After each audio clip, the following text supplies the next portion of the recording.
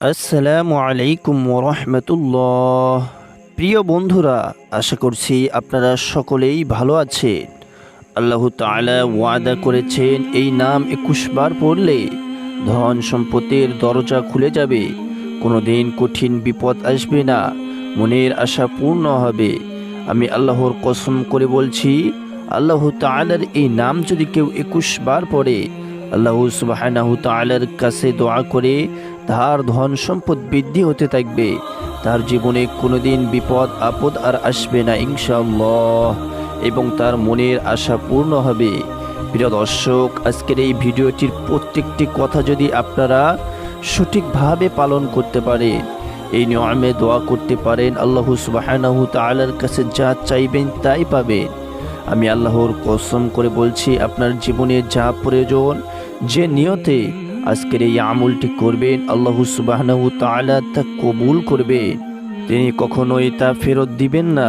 আল্লাহ ওয়াদা করে বলেছেন, যদি আপনারা আজকের এই নিয়মে এইভাবে আল্লাহ সুবহানাহু তাআলার এই নামটি 21 বার পড়ে যা চাইবেন তাই পাবেন, ধন সম্পত্তির ভান্ডার খুলে যাবে। তো প্রিয় দর্শক, আজকের ভিডিওটি খুবই গুরুত্বপূর্ণ হতে চলেছে, তাই না টেনে সম্পূর্ণ ভিডিওটি দেখার অনুরোধ রইল। আর যারা আমার চ্যানেলে নতুন ভিডিও দেখছেন, এখনও চ্যানেলটি সাবস্ক্রাইব করেননি, প্লিজ চ্যানেলটি সাবস্ক্রাইব করে দিন।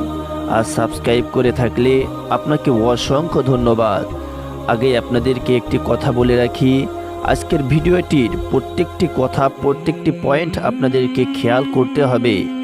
এই নিয়মে আপনারা আমলটি করতে হবে যাদের জীবনে অভাব অনটনা দুঃখ কষ্ট যাবতীয় ঝামেলা রয়েছে, মনের আশা পূর্ণ হচ্ছে না, ঋণ রয়েছে প্রচুর টাকা, ধন সম্পদের দেখা পাচ্ছেন না, বেকারত্ব রয়েছে। আজকের এই আমলটি করুন, আল্লাহর কসম করে বলছি, আপনার জীবন থেকে যাবতীয় দুর্দশা এবং আপনার যাবতীয় অভাব অনটনা সব কিছু চলে যাবে। মনের আশা পূর্ণ হচ্ছে না, আজকের এই আমলটি করুন। আল্লাহর কসম করে বলছি, আপনি যা চাইবেন তাই পাবেন। যে নিয়তে আজকের এই আমলটি করবেন তাই কবুল হবে, এটি হাদিস দ্বারা প্রমাণিত।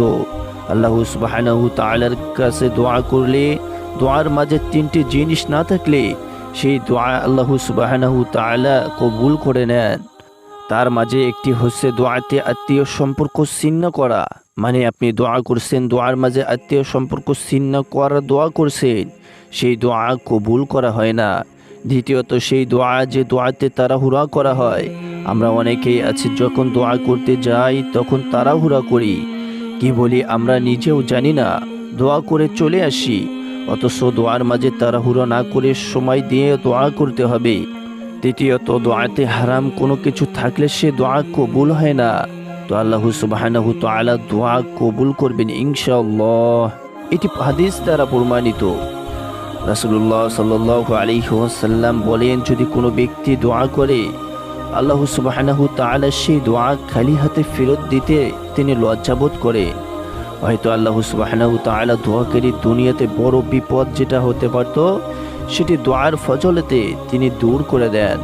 হয়তো সেই দোয়া আখিরাতের জন্য রেখে দেন, হয়তো তিনি দূরত্ব সেটা তাকে দিয়ে দেন। তিনটির যে কোনো একটি আল্লাহ তাআলা তাকে দিয়ে দেন, যদি সঠিক নিয়মে সঠিকভাবে আমরা দোয়া করতে থাকি। কারণ আল্লাহ সুবহানাহু তাআলার কাছে কোনো কিছুর কমতি নেই, তিনি দিতে কেন বাধা করবেন?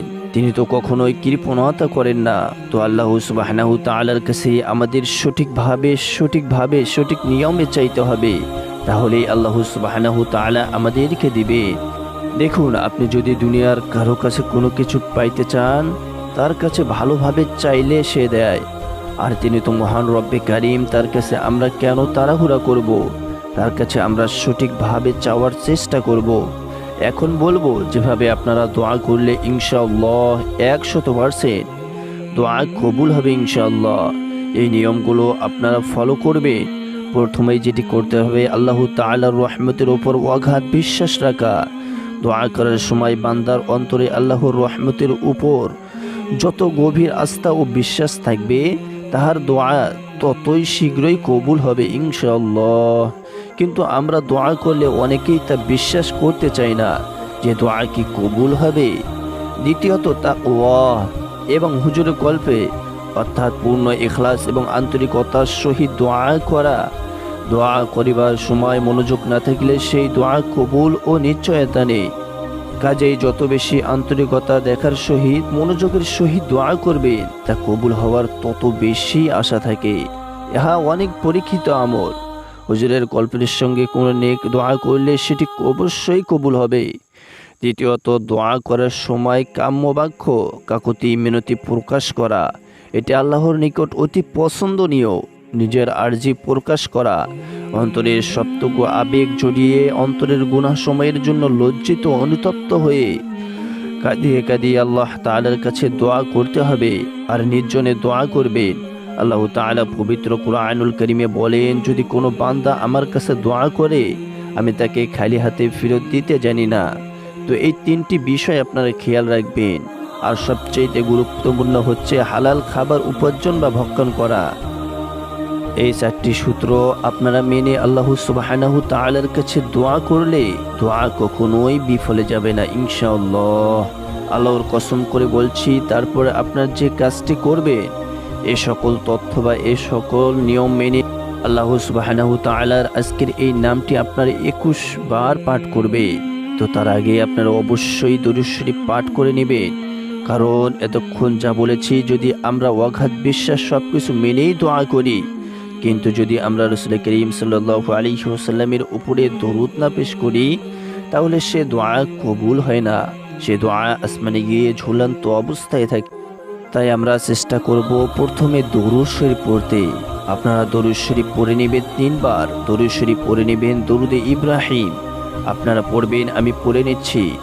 আল্লাহুম্মা সাল্লি আলা মুহাম্মাদ وعلى آل محمد كما صليت على إبراهيم وعلى آل إبراهيم إنك حميد مجيد اللهم بارك على محمد وعلى آل محمد كما باركت على إبراهيم وعلى آل إبراهيم إنك حميد مجيد।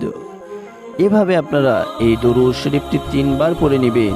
তারপর আপনারা আল্লাহ সুবহানাহু তাআলার পবিত্র ওই শক্তিশালী নামটি আপনারা 21 বার পাঠ করবেন।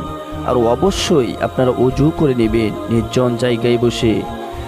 যে যা নিয়তে আমলটি করবেন, সেই নিয়তে দোয়া করবেন।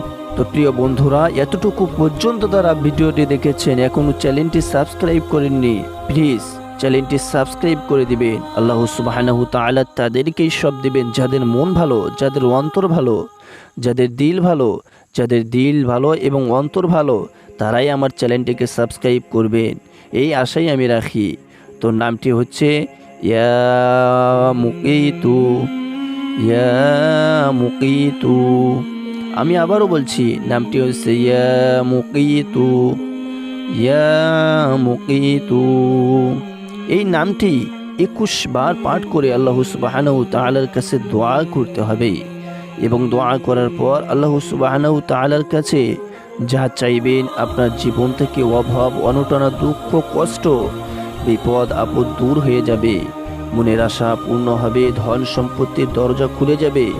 আল্লাহর কসম করে বলছি, আপনারা যদি আজকের এই নিয়মে প্রত্যেকটি পয়েন্ট যদি মেনে দোয়া করতে পারেন, আল্লাহর কসম করে বলছি, আপনার দোয়া বিফলে যাবে না। হয়তো দুনিয়াতে দিবে, হয়তো আখিরাতের জন্য রেখে দিবে, না হয়তো আপনার জীবনের সবচেয়ে বড় কঠিন বিপদ আল্লাহ সুবহানাহু তাআলা দূর করে দিবে।